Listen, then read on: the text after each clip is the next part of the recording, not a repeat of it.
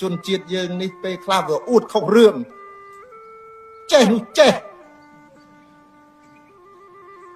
យើងចឹងដែរប្រសងចឹងដែរប្រកូនណាអើយកណាមវ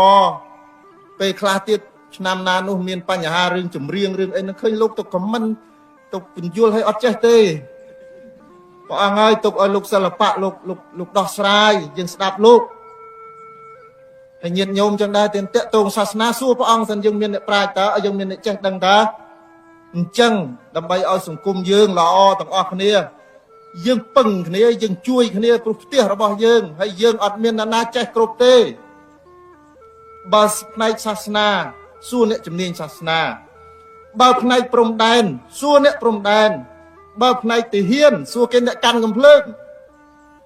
កុំយួររឿងកំភ្លើងទៅសួរលោកនោះលោកមិនទៅចេះឲ្យលោកចឹងដែរណារឿងណាដែលមិនមែនរបស់យើងរៀនពីគេនេះជាវិធីសាស្ត្រនៃការកសាងសង្គមកុំឲ្យតែបើកភ្នែកឡើងឃើញនេះតែគ្នា